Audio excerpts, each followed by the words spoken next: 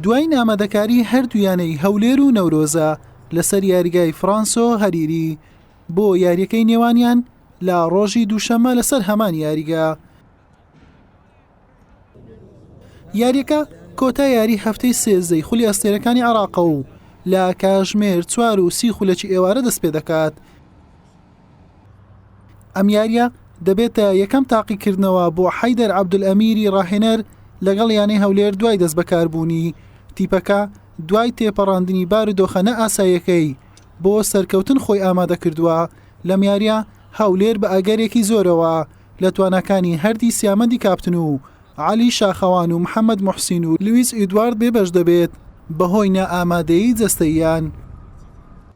بەڕاستی ئامادەکاریی باشمان کردی بۆ یانەی نەورۆز و لەو ماوەی کە دەوری ڕاوەستەیە ینی ماسکەرێکی باشمان کرد و تاوا خۆم ئامادە کردی ئینشاڵڵا لەو یاریە پشت بەخوای گەورە سەر دەکەین و دەست بە سەرکەوتنەکان دەکەین. ئینشاڵڵا لەو یاریە کۆتایی بە شکستەکان دەینەوە سەرکەوتوو دەبین پشت بەخوای گەورە دڵی ئەو هاندەرە خۆشەویستە خۆش دەکەین.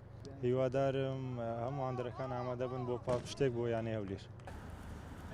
یانەی نەورۆز بە تەواوی پێکاتەکەی گەشتی هەولێری کردووە و تەواو ئامادەیە بۆ ڕوبەڕووبوونەوە یانەکەی پایتەختی هەرێمی کوردستان.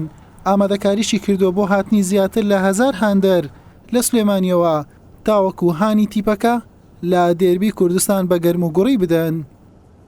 ئەمە ئامادەکارێکی زۆر باشمان کردووە لە ڕووی تەکتیک و تەکنیکەوە هەموو شتێکەوە ئامادەکارێکی زۆر باشمان کردو بۆ یاریەکەی سبەیل چووکە لەگەڵ هەولێری خۆشەویستە یاریەکی زۆر گرنگە بۆ ئێمە و هەم دێربیش کوردستانە خۆتە زانی لە دێربەکانە تۆزێ ئەستەمە بێ یاریەکە بەڵام ئێمە بۆ 3 خاڵی یاریەکە هاتوین. ئێمە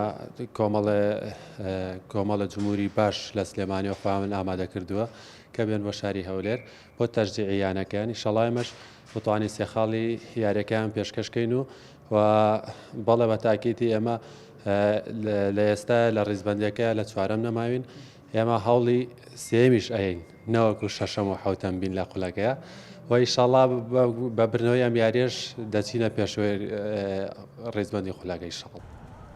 لە کۆی 12 یاری ئەم وەرزەیان لە خولی ئەستێرەکانی عێراق نەورۆز بە کۆکردنەوەی 19 خاڵ بە کاتی هاتۆتە خانەی 6ەم با سەرکەوتن دەچێتەوە پێگەکەی خۆی کەوا خانەی 4ەمە هەرچی هەولێریشە بە 12 خاڵ کەوتۆتە خانەی 18 ڕیزبەندی بە سەرکەوتن 4 خانە یاخود زیاتر لە ڕیزبەندی دێتە پێشەوە. حوسێن محەممەد کەناڵی پێام هەولێر.